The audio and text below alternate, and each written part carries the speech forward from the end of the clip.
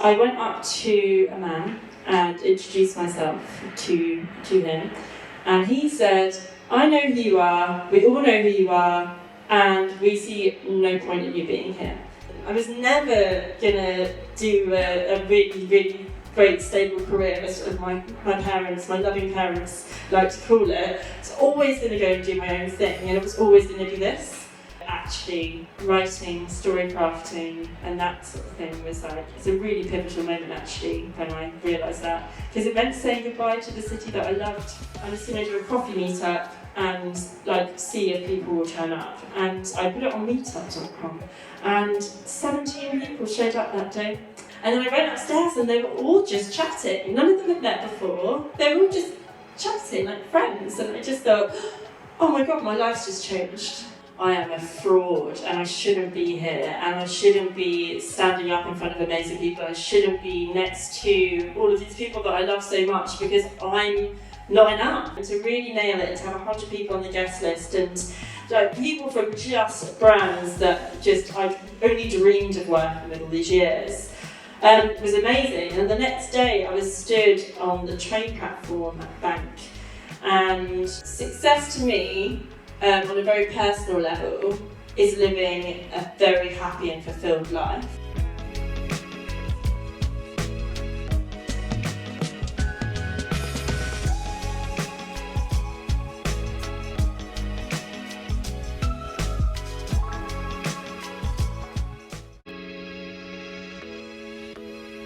I'm on a mission to help the world to see success differently. Through sharing the stories of our guests, I hope to inspire those that listen. This is the Different Hats podcast, produced by H2 Productions. I hope you can join us on this journey. Please raise the roof for the one, the only Pippa Moyle!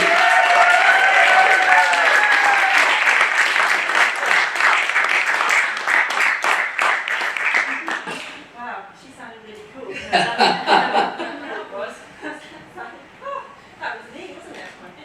That's you, all you. Pippa, how are you? I'm good. It's really strange. I wasn't actually nervous at all until the moment that you just started saying all those accolades, and I was like, oh my goodness, that's really impressive. He's mightily, but listen, this conversation, well, it's been 7 years in the making, right? Yes. 7 years, and I've always said to you as well that when you very, very kindly said we should absolutely do that, we should work together, and I've always said, oh, I'm not ready yet. And I meant it, I really wasn't ready yet, so it was very, very strange and very, very exciting when I realised that I was ready for this and to have this conversation. So it's like, it just wasn't, the story wasn't quite ready to tell, and it's not the end of the story, but I think it's the beginning, and I'm really, really excited to share it. We're good. I mean, look, that alone, right, is a great lesson for people, I guess, just the fact of knowing when you're ready, right, to do things in life, and that's such an important message, I think, just to kick things off. Yeah, and I think also in business as well. Should we do a swap? Love a little technical problem. It's me, I'm a technophobe. I think that microphone just didn't want to hear my story. Well, I'm not going to be the microphone to tell that. I think actually one thing that I made a mistake of doing when I was really early in the journey is actually saying yes to everything.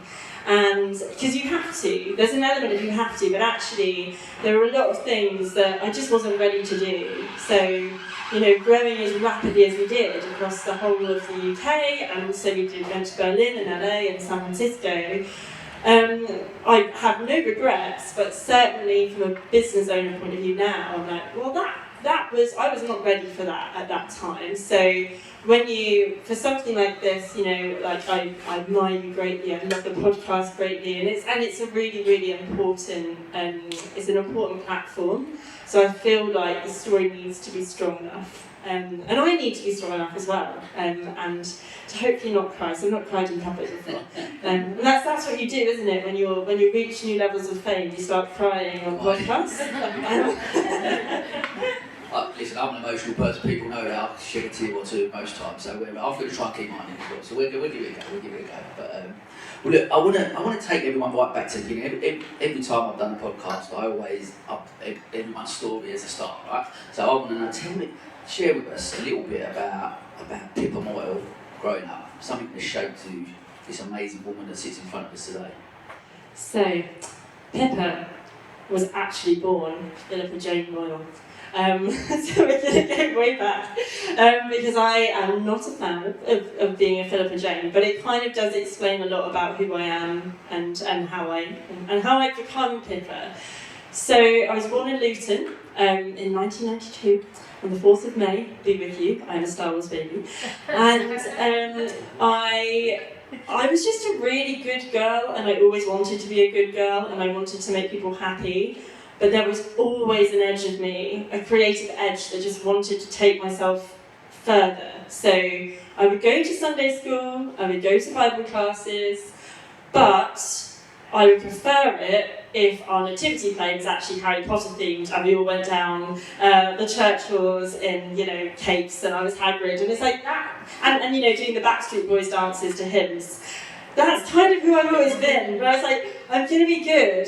And I want to make people happy, and I want to, do my very best. I was the same in school, but I always would I just couldn't help myself. It's like we just have to just push it a little bit further and just be a little bit more creative. And it's interesting because actually I only realised that about myself this morning because you very kindly sent some questions over, and I thought, I've always been like this. I've always been that person. I was never gonna do a really, really great stable career, as my parents, my loving parents like to call it. It's always going to go and do my own thing, and it was always going to be this. And that just started in church. So you feel like that entrepreneurial streak, or like you said, the creativity side of you was always there?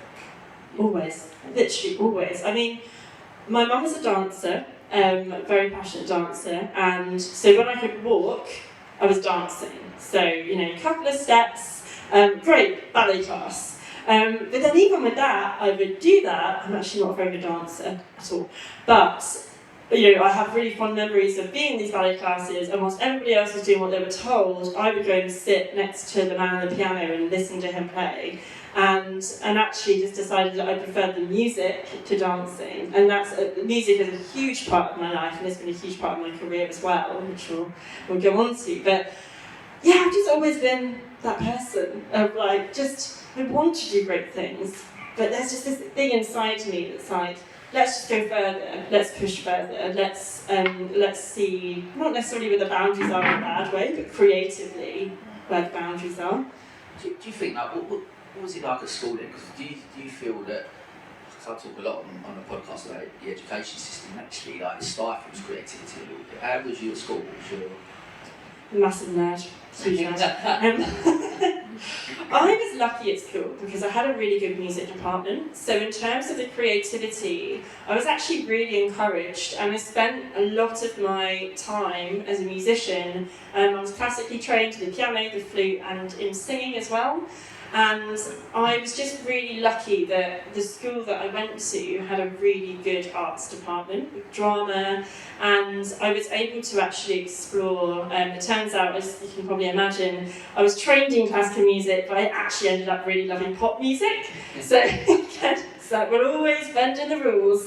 But yeah, I was really lucky. The one thing that does get me about education is that I was actively discouraged from business studies. So because I was a woman, shock, horror, and I was very academic as well, good girl, it just wasn't allowed. I wasn't, the stream that I was in, we weren't allowed to do that. So the boys in my stream could go and do business studies. In fact, they had to do business studies, but the girls had to do general studies.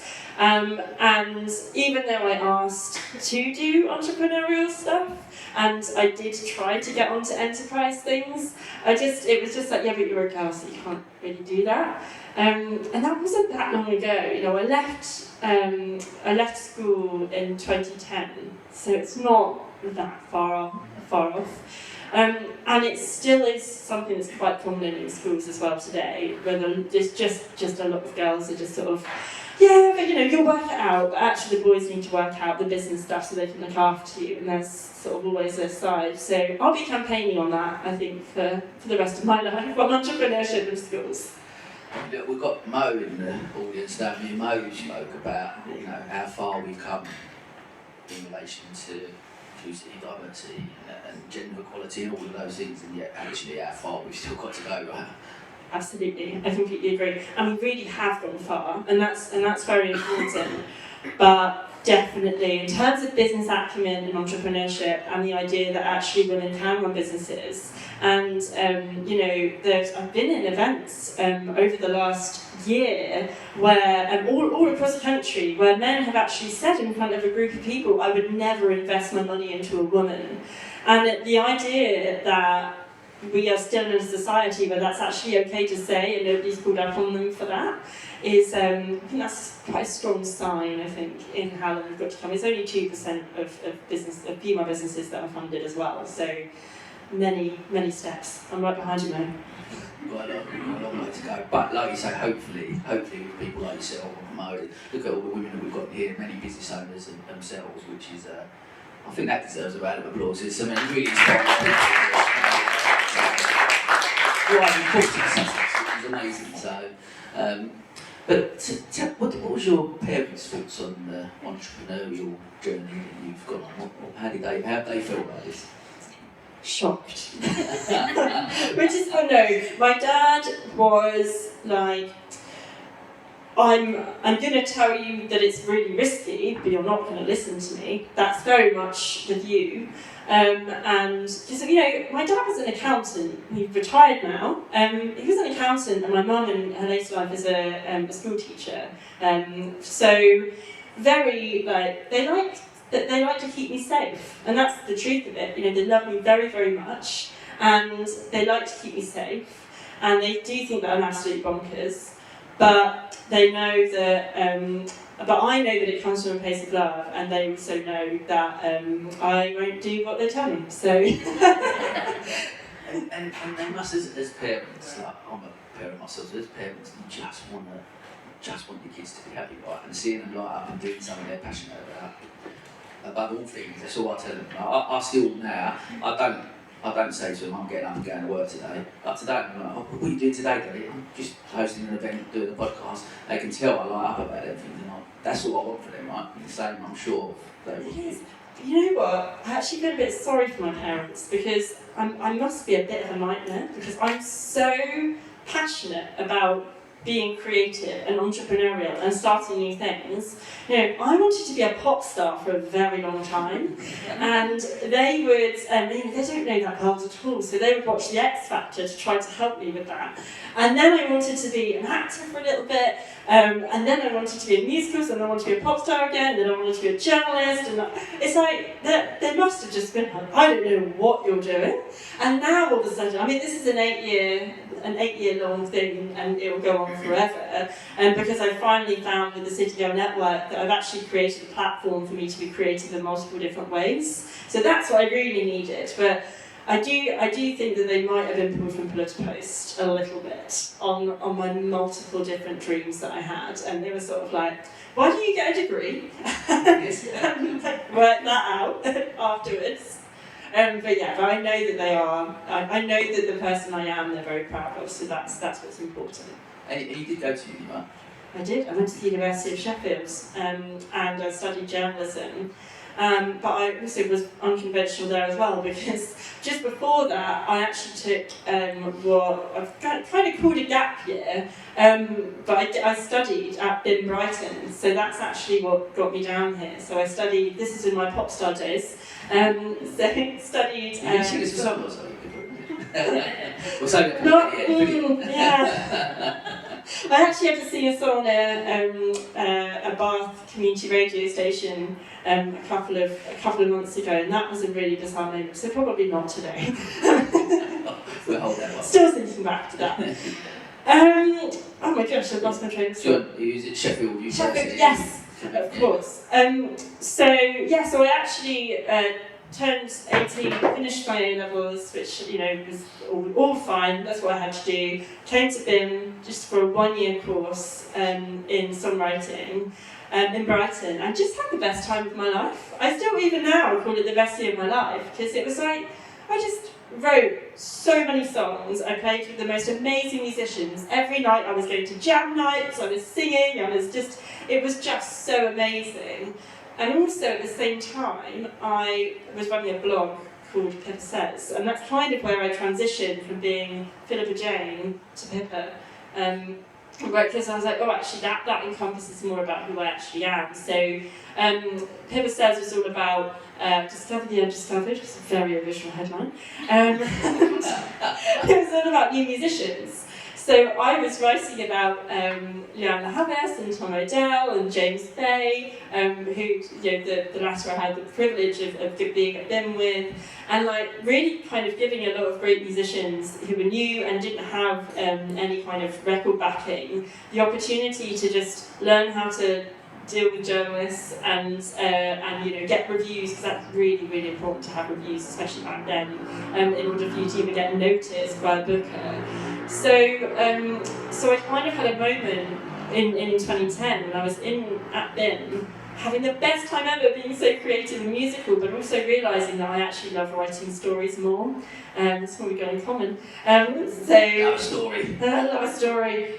And I already have a place at Sheffield to do journalism, and thought, I think I really need to go and pursue this. Because music will always be with me, and it has remained with me, and it will never go, but actually writing, story crafting, and that sort of thing was it's a really pivotal moment actually, when I realised that. Because it meant saying goodbye to the city that I loved. So, I'm back now. You're back now. You're back now. Yeah. And we're thankful that you are, of course. But talk to us about that next journey, I guess, and the start of City Girl. So, from blogging, like you said, music, BIM, all of these different ventures that you've had and different stuff. And then 2015, talk to us about that. How did it come about, City Girl? So, I graduated from the University of Sheffield.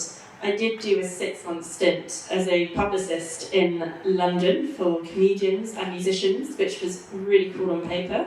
I am not very good at it though. It's terrible. Worst. Never hire me as a publicist. It's the worst thing ever. So I was asking other people to do what I wanted to do. So that was quite big and informative.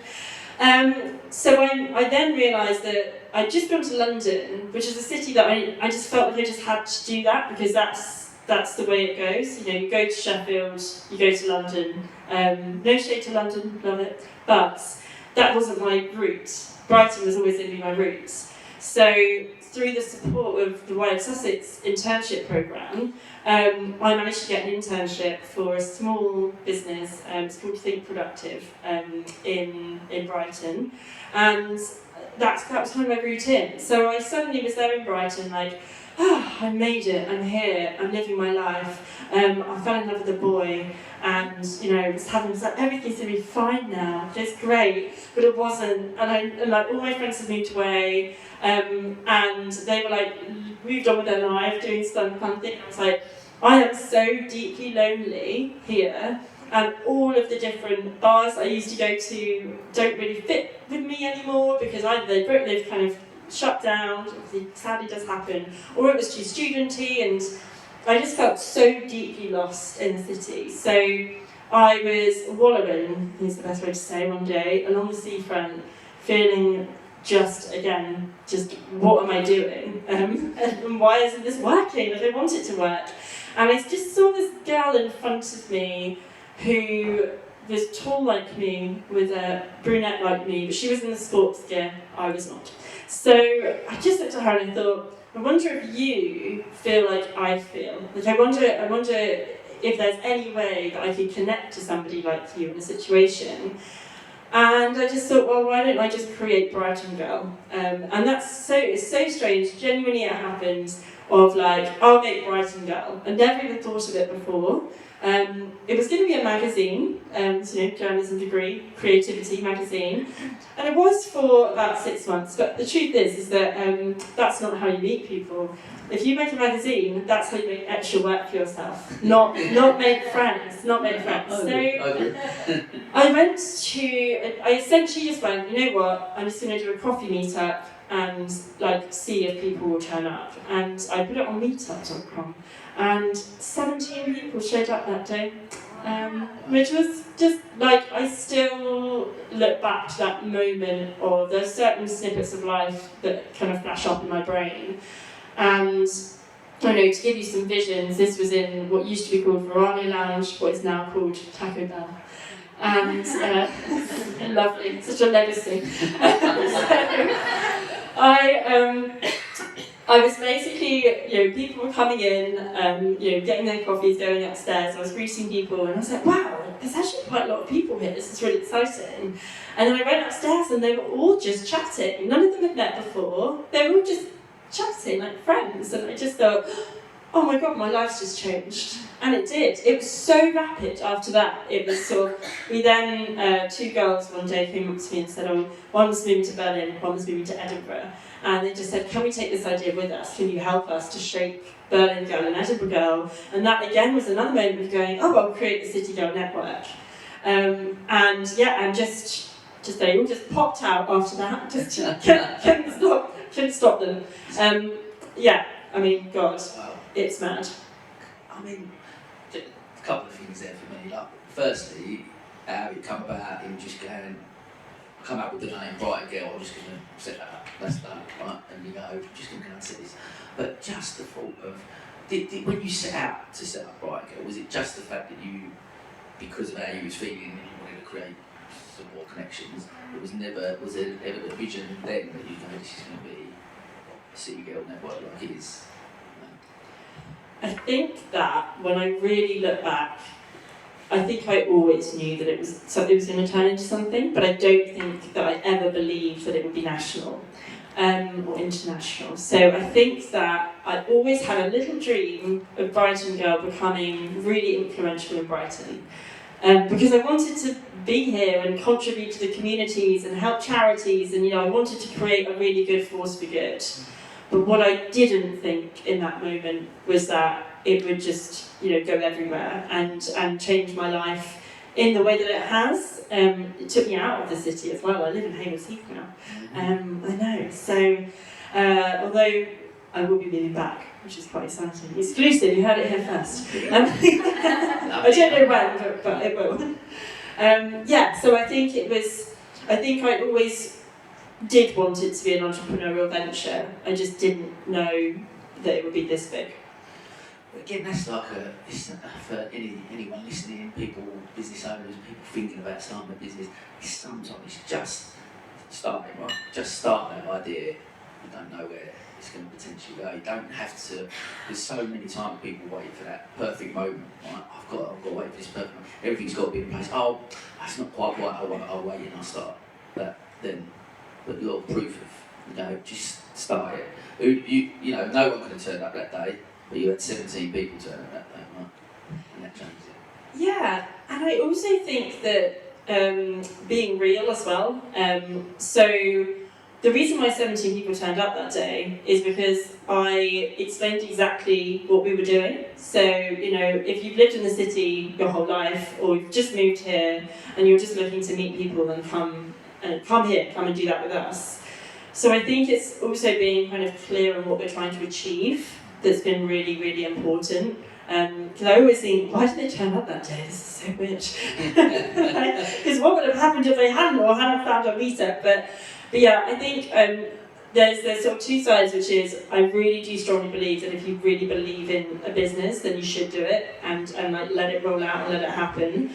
Though I am a very overly ambitious and overly creative person, and I have had to learn to rein it in a bit in terms of the running of the business. So the creating of things, like I could do that all the time. Like I'm always doing creating things. But I've had to kind of go, okay, that creative energy you've got, it's probably better that you put that into a collage for now. Like, creating a new section of my business, because otherwise we've got too many projects, too many revenue streams, and that actually over the last 8 years has been some of the things that have really, really held us back, which is just me creating too many things and over-promising things without, with every single intention of seeing it through. But I've had to kind of go, like, your brain is just a bit different, and you just need to, rein it in and get people that can really support you with that and can actually control you in a little bit of a way, which I've done now. So that's good. You know what?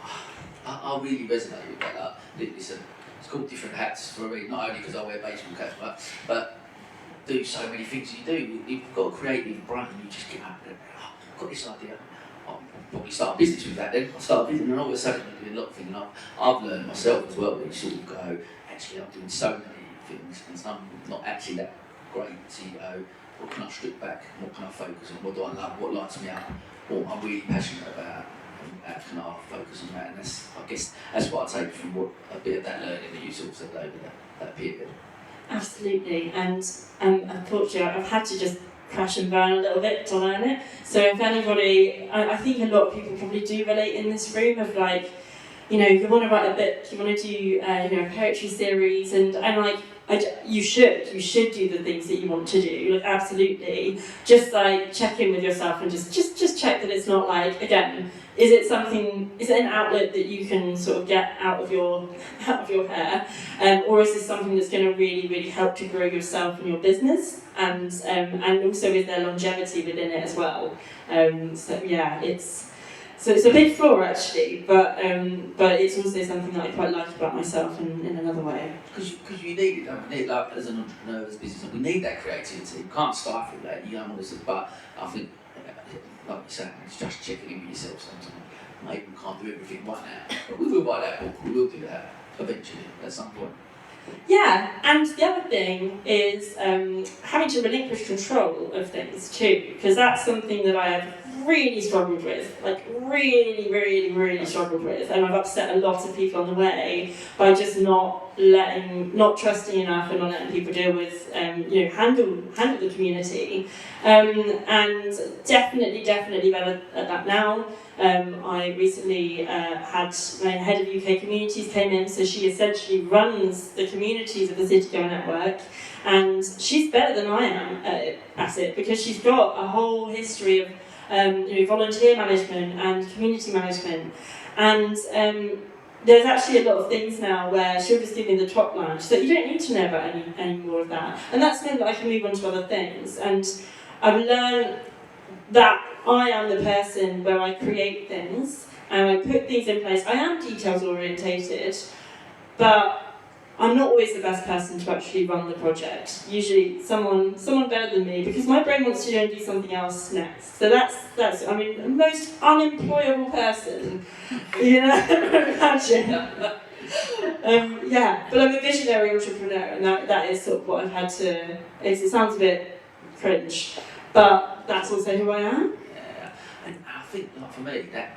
level of self-awareness as well, to be able to do that, and to be able to take it and say, you know what, listen, surround yourself with great people, employ people that are better than you at that job. That's a great starting point, right? But it takes self-awareness to get to that point, doesn't it?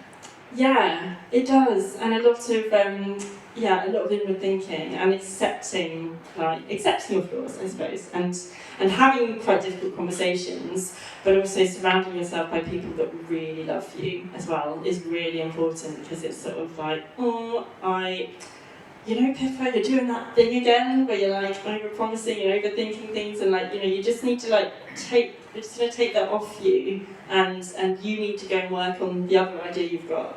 Because I'm very lucky with the brain I've got. I do have loads of ideas, and I do have, and lots of those ideas I believe are awful, and lots of them are actually quite good. But if I just utilise what I'm really good at, which is the ideas creation and the putting the details in place and then the handing it over, probably going to be a bit more successful and happier as well. That's important too. Yeah, of course. I love that. Well, look, as always, we know that on the podcast, one of the things I like shed a light on is sometimes the difficulties of running a business. Right? Social media is guilty of it. I'm guilty of it. We all are. Right? We can put post on there and the highlight reels and all the great things that happen. I'm doing this event. I'm here doing this, and they are great things, and we love doing them. But there's also challenges and stuff that come with being a business owner. I'd really like to go back to, I've mentioned earlier, obviously we met back in 2018, right? So I've just taken over the magazine, and I was introduced by Flo Powell, introduced us, didn't she? The lovely Flo, she introduced us, and I sat down, I was blown away then. I remember sitting there and I was just in awe of what you created in such a short space of time. I was like, wow, listen, we talked about doing stuff in the magazine, like a Brighton Girl supplement and then nothing come of that. And you went very quiet and went away.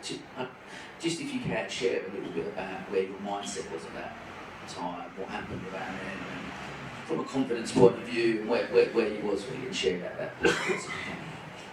Okay, so yes, story time, as the TikTokers would say. So around that time when we were talking, I was in a city, I'm not going to name which one, and I was at an external networking event, which I also won't name, but the experience is really important because it was actually one of the worst moments of my life. So I was at a networking event that wasn't City Girl run, already feeling quite unconfident because I wasn't full-time. I've only been full-time with City Girl since July, which we'll talk about later. And I went up to a man and introduced myself to him. And he said, I know who you are, we all know who you are, and we see no point in you being here. And then continued to totally rip me off a strip. So it was like, never gonna make any money, you're a woman, you're really young. I was about 25 at that point. And I started crying, and then he was like, see, like, you can't even handle criticism, you can't handle, and it was just that moment where he just would not stop talking. And I was surrounded by people that I had built relationships with over the last year, and not one person said anything. And I then ended up running out of the room in just hysterical tears. And feeling really, really hurt and embarrassed. I mean, this man was so loud, people were like tapping the other person to watch what was going on. And the organisers didn't do anything, nobody did anything. I was just on my own, a young woman who was trying to be there and to exist there in this group of very accomplished, in my opinion, and I still believe that, very accomplished people in business. And it was so heartbreaking that I didn't go networking again until last April. So, because it just ruined me. It was like, everyone thinks you're a joke. Like, I believe in the City Girl Network, I believe this can work, but nobody else does, except all of the thousands of City Girls in there. Obviously, there's a lot of reverse psychology we can do here. But it has been so haunting to the point where I still go into networking events feeling sick and feeling like it might happen again. I know how to handle it now. I also know that what happened to me was very, very wrong.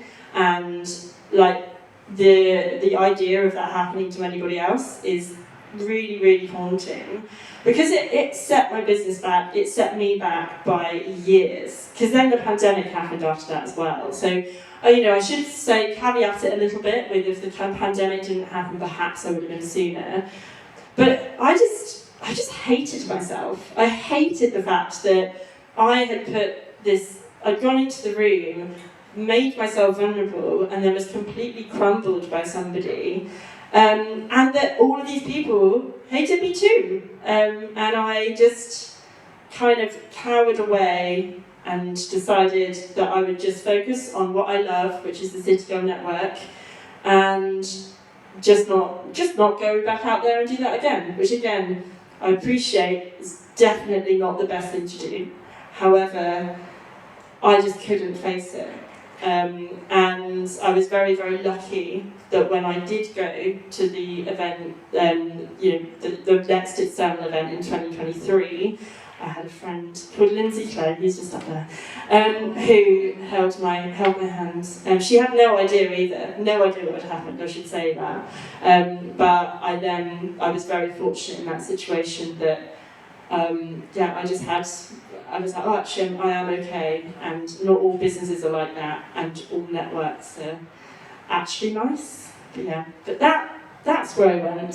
And when I told you, you were the first person I told, actually, that it had happened, except my partner, that you were the only other person. Look, thank you so much for sharing that, I guess. And for, I guess we've all been in situations where, maybe people said something that we've not approved of or made us, but I certainly can't resonate with that. Certainly, might be a late man and being in that position.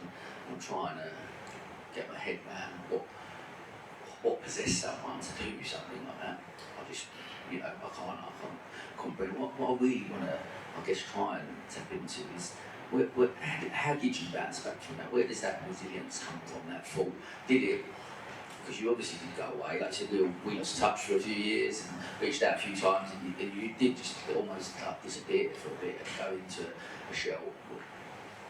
Talk to just that period of before you come back in 2023, that building up, that resilience. How did you come back from that? Time is one thing. So I think what's really important is that during the pandemic, the business financially completely shut down, and I ended up lecturing at BIM, so full circle. And I just had a bit of time to heal, actually, and to understand that he was wrong, and that shouldn't have happened, and that actually the organisation wasn't right to stand there and watch it happen, and that the people around me. So it was kind of first of all, I only told one person in all those years what had happened, so I was so embarrassed, I was so upset, and I just needed to blink it away. But I think starting to heal, and the pandemic again, that's great. But then it was the reminder of teaching these kids at BIM, of telling them, live your dreams, do this, you should do this.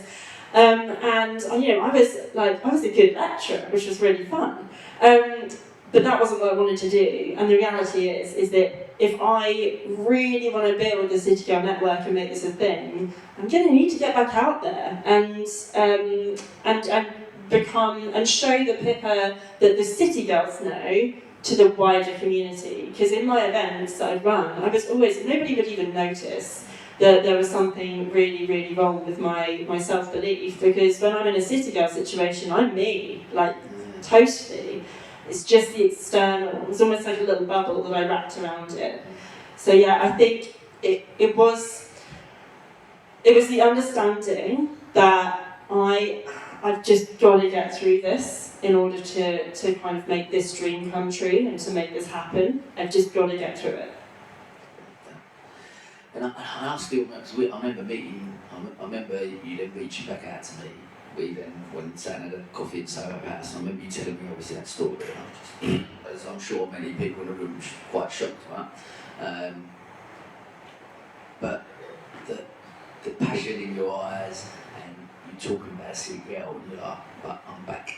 And it was almost like this, and wow, have you come back, right? It's been amazing to just see, and I'm going to jump in at this 2 foot, like you said, went full time, because I really want to delve into, there's a lot of, about hustle culture, side hustles and things like that, and actually what you've created over a long period of time, like you said, 8 years, it's only the last year that you've gone full time. So talk to us a little bit about that experience, because so many people, again, might be in a full-time job or a part-time job and think, I really want to start something.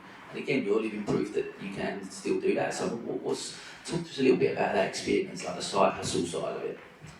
So the side hustle side, it's really interesting, so I completely tricked myself. I didn't call it side hustle because I am the full-time owner of the City Girl Network Limited. That's, so the whole time I was working for BIM, it's about 3 days a week. And then I did sort of 3 days on City Girl. But the weekends, sometimes I'd be in it, sometimes I wouldn't. But because I was the full-time owner of the City Girl Network and events were happening, and at BIM, if I wasn't lecturing, I could check my emails, so I was freelance, I kind of kid myself into thinking that I was full-time.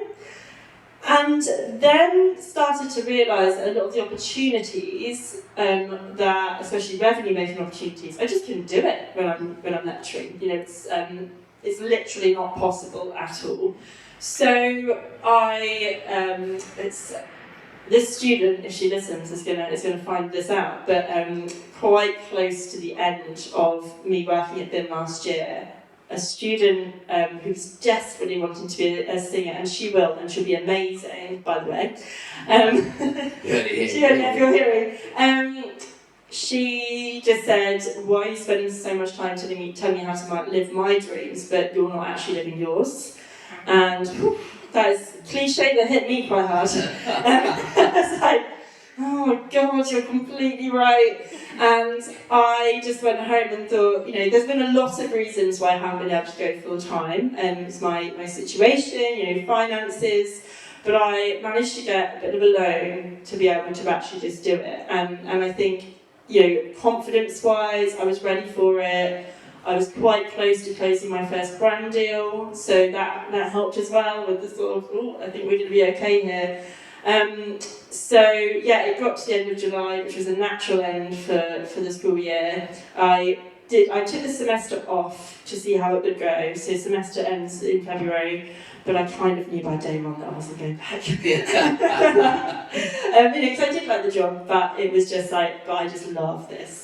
And now I'm in this situation where, that I do miss being paid by somebody else. At the end of Fridays, all that kind of stuff. Like, I do miss the money, but I'm so much happier doing this because I'm doing what I want to do, and it's really growing. Like, it's really growing and stabilising, and now I'm a team of 2.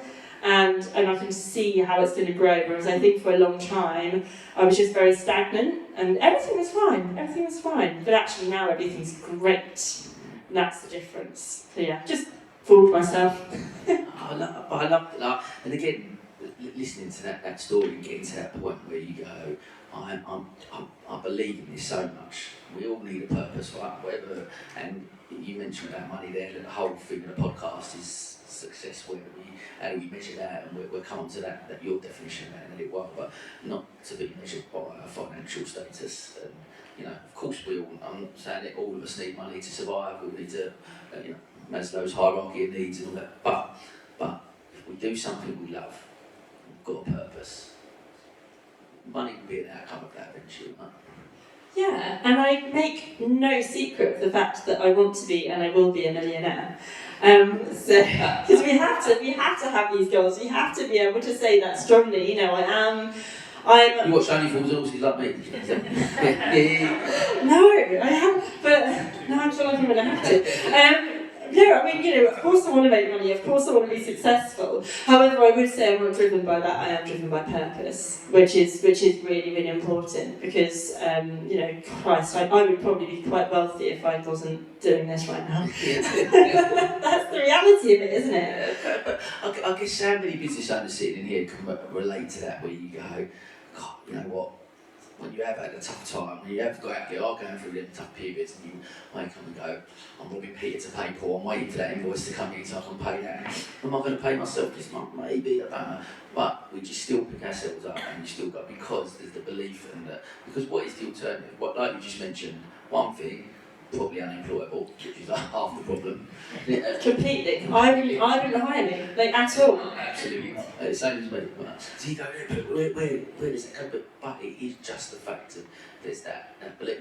And as entrepreneurs, as business owners, it's all, and if there's one of the things I've learned from doing these conversations, it's got to enjoy that journey, right? Got to enjoy the whole process of doing it, and do things like this, do the things that light you up, and you always find a way. That's what we do as entrepreneurs. We're problem solvers. We find a solution. I always say to me, find a way. Always do, don't we? Always find a way, and you will find a way. I do believe that. And also, there's one thing that I've really learnt this year, which is actually you're never that far from a connector and from a person that can really help you and support you. And those people that you really want to work with, perhaps brands. So for me, a lot of our revenue is based on advertisers. And those slightly higher people that I put way up there was sort of, I'd love to work with them one day. Actually, just having a chat with them, you're not actually as far away to pull from them as you think you are. And I found, people and money are kind of very, very similar things because the people hold the money, and that's quite important to kind of move forward with. But yeah, I think I always look back for City Girl and go like, it has been quite the journey. It really has. And quite literally the journey. Like I've been to LA and San Francisco and Berlin. Those three, being a bit of I don't want to say failure because they were important, but we just as a very, very small company couldn't afford the legal side of that. We will be back. But we're not right now. So basically, thank God, I've been, been to festivals. I've been to all of these amazing places all across the country that I just never ever would have gone to. I have an amazing relationship with Bristol, Manchester, and Leeds as cities. I'm Cardiff actually, which I'm totally falling for. And I just wouldn't have that without it. I wouldn't know other cities as well as I do without it. Like you say, experiences, right? What amazing experiences to look back on. And you sit here and you share it with us now, and you'll look back in another 10 years' time and share it again and look at where you've grown when you're in every city all over the world, and as I'm sure you will be, right? I will be in every city we'll ever be. Thank you for saying the vision. And I don't doubt it for a second. No, that is one thing I don't doubt myself either, and it won't be an easy ride because it never is when I'm involved. But we will be there, and that's something that I really try not to. I know that sounds very arrogant. I should probably acknowledge that, but it is. It's not that I necessarily believe that I am the only person to guide it. It's that I believe that City Girl is going to do it. So somebody who will project manage that will make sure that it goes across the UK is where we're at the moment. We'd like to be 250,000 members by the end of this time next year. And we're only 100,000 off that, which is, I said only, but by having the right people in place, it's not about me doing that, it's about City Girl Network doing that and me making sure that I'm steering the ship a little bit and getting the right people in. And it's taken me a while to really kind of pinpoint that, because I do feel a bit embarrassed when I say we're going to be everywhere. Because we are going to be everywhere, but there's we always talk to be. But there's a difference, I think. There's a couple of things I want to touch on there, because there's a difference between, for me, being confident and being arrogant. So I'm not a fan of arrogant. I can't stand people that are arrogant, but I don't think, talking to you, I know that you're not. And there's a difference for me. There's a fine line between it, but there is a difference between arrogance and confidence. And confidence is another thing where we've got to have confidence. We've got to be, as entrepreneurs, we've got to be eternally optimistic, right? We've got to get up every day, I'm going to crush it. I'm going to smash it. We're going to go out there and do it. And we've got to tell ourselves that, because no one else is going to be there to tell us, right? Absolutely. Especially in sales meetings, which I hate. I don't want to be here, but I am here. It's very much the case. But the other point that you made there about doubting yourself as well, and I want to talk a little about, since you've come back on the scene the last year or so, which has been amazing, you've been on podcasts, front cover of a very amazing magazine, don't know if anyone saw it, front cover of a magazine, you've been hosting events, you're a guest speaker at events, all of these stuff. Talk to me, I know me and you spoke offline about it, but that self-doubt, that imposter syndrome type thing, talk to me a little bit about that for you. What does imposter syndrome mean to you? So I've had a really interesting relationship recently with imposter syndrome, because I really have been really impacted by that idea that I am a fraud and I shouldn't be here and I shouldn't be standing up in front of amazing people, I shouldn't be next to all of these people that I love so much because I'm not enough. And that voice it was exacerbated by that situation, but it was there anyway. All that did was bring every single thing that I thought about myself in a horrible way to literally have somebody almost validate it. So that's quite important to highlight. But when I did come back onto the scene, which I love that, I think comeback, it's so cool. It's very 90s of me. I did make the decision to also, remember that I am, when I'm on the scene, I am Pippa, the CEO, founder of the City Girl Network, and that's who I am, and that's my job. My job is to be that person. And yellow is actually the armour that I wear for that. So I wear a lot of yellow. I'm very proud of that. It's a really happy colour. It makes me feel good. And that's, I know perhaps not everyone feels the same, but I think it's a great colour. And yes, I do have lots of yellow bikinis ready for my holiday next week. So I do have yellow. But that's been really, really helpful. It's actually the mindset of, I'm not Pippa, who is a little bit awkward and a little bit weird and, a bit too obsessed with her dog, all that sort of stuff. I'm not that Pippa, like when I'm talking to business people, should we say, when I'm at these events and when I'm representing the City Girl Network, I am the CEO and it is my job to be in that room.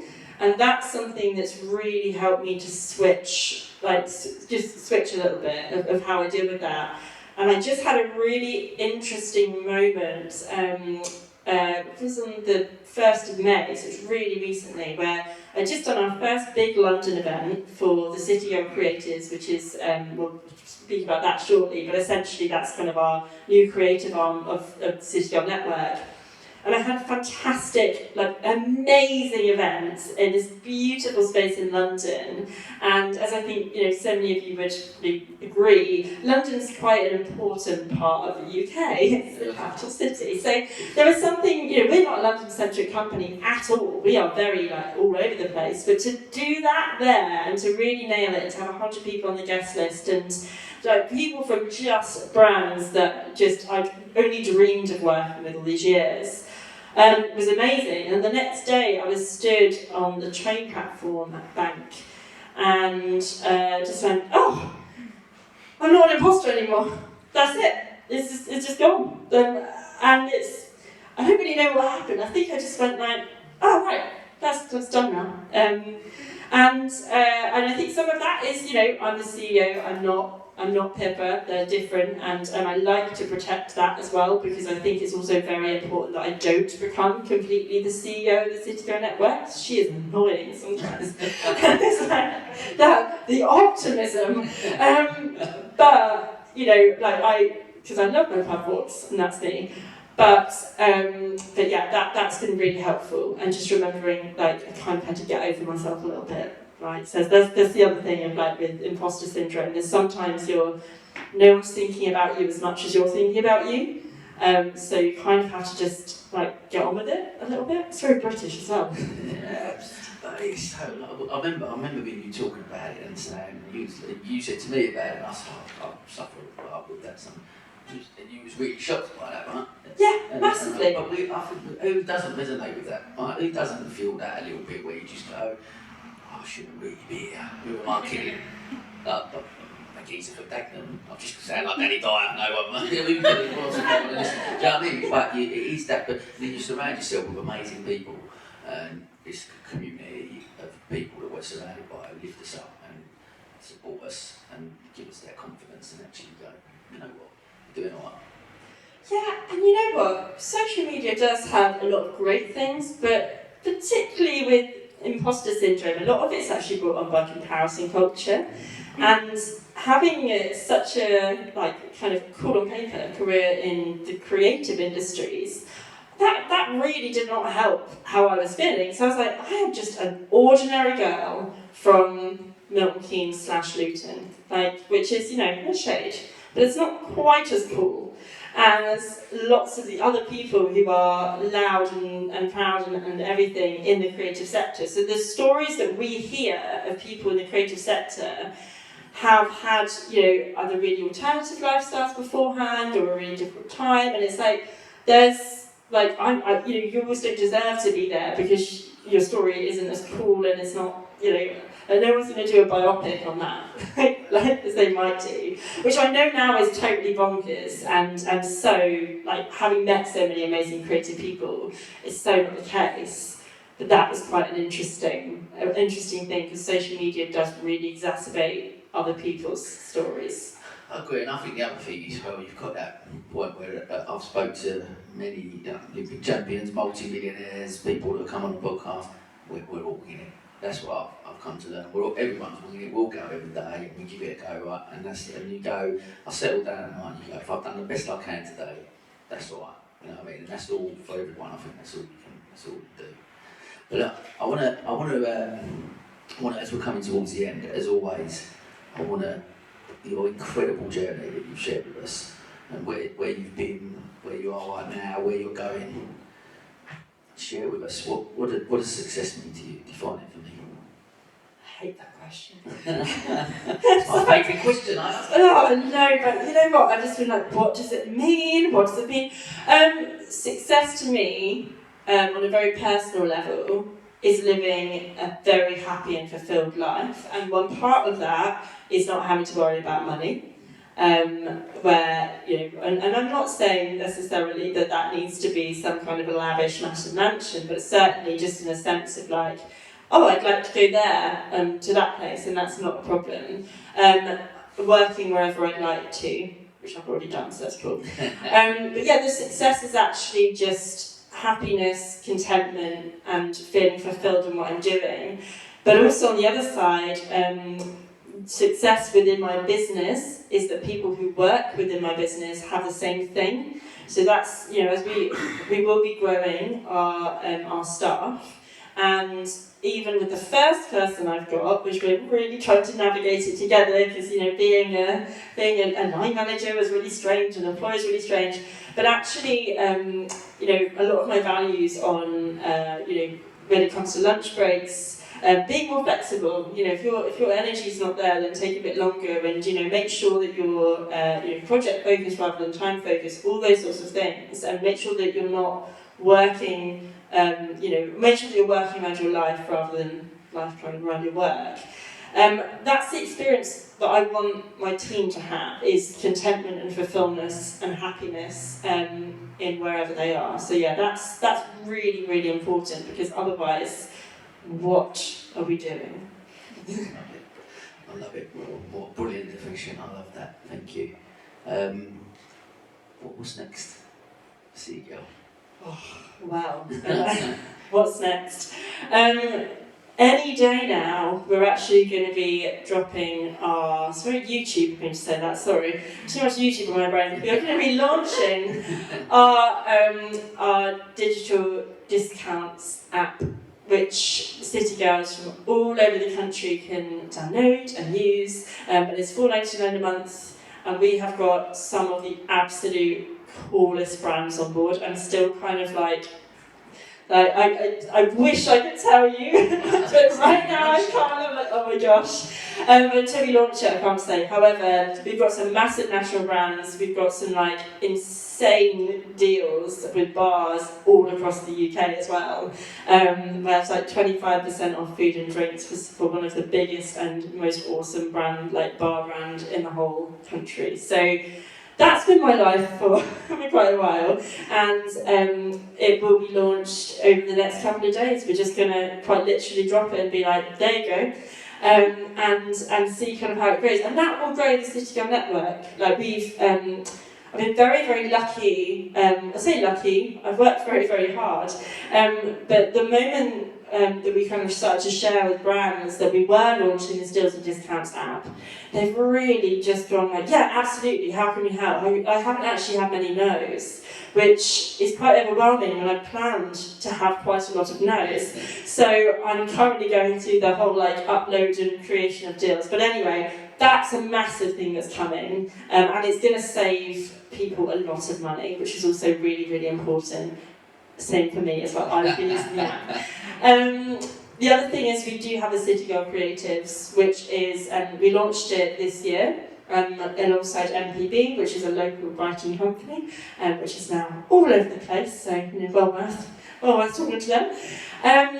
And essentially that is a network of currently 1,500 creative women all over the UK, and the whole premise being that, like myself, we have different hacks, different creative hacks.